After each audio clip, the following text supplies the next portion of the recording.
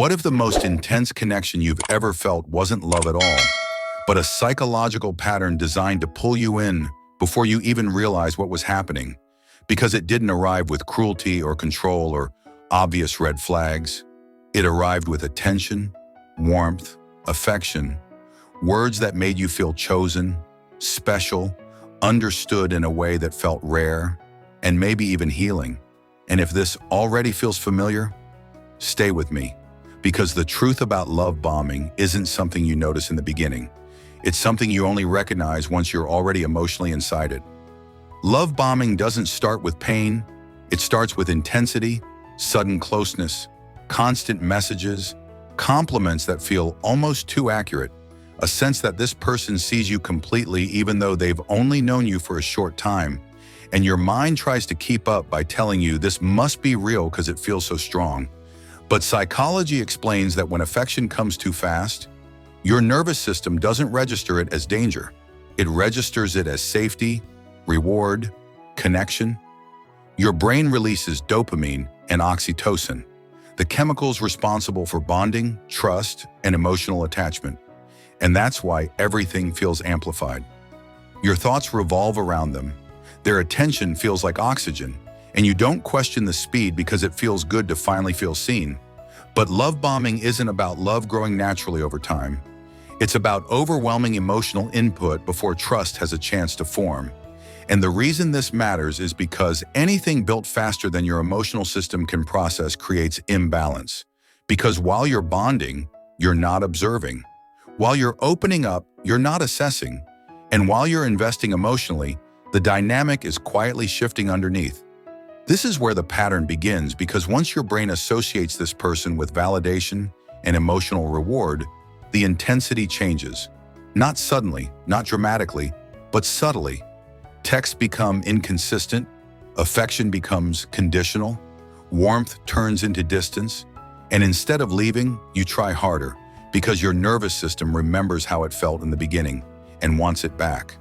Psychology calls this intermittent reinforcement, the same mechanism that keeps people stuck in addictive cycles.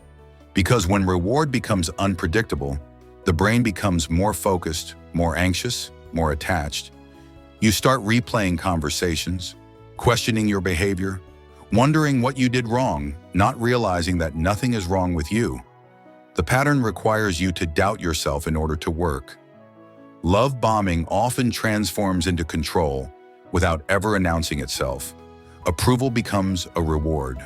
Silence becomes punishment. Emotional withdrawal becomes a way to regain power.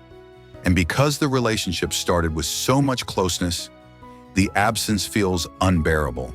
And this is the part that confuses people the most, because the person doesn't look abusive. They may even seem wounded, intense, emotionally expressive. But psychology shows that love bombing often comes from emotional immaturity, not emotional depth. These individuals don't know how to build intimacy slowly. They confuse intensity with connection. They rush closeness because uncertainty feels threatening. And when real intimacy requires consistency, accountability, and patience, they pull back or destabilize the bond. And if you've ever been on the receiving end of this, the aftermath doesn't feel like anger. It feels like confusion, disorientation, longing. You miss the version of them that existed at the beginning. You wonder if it was real. You question your memory, and this creates cognitive dissonance, where your mind struggles to reconcile the loving beginning with the painful middle. And until that conflict resolves, detachment feels impossible. And here's the most important truth. Love bombing doesn't target weak people. It often targets emotionally aware, empathetic, open-hearted individuals. People who value connection, depth, honesty, people who feel deeply and believe in emotional sincerity. So if this has happened to you, it doesn't mean you lacked intelligence or awareness. It means your capacity for connection was used against you. And once you see this pattern clearly, something changes inside you. You stop romanticizing speed. You stop confusing intensity with intimacy. You start paying attention to consistency instead of chemistry. You notice how someone treats you after the excitement fades, not just during the beginning. And this awareness becomes protection because real connection doesn't overwhelm your nervous system. It calms it. It doesn't make you anxious. It makes you grounded. It doesn't require you to shrink, chase, or question your worth.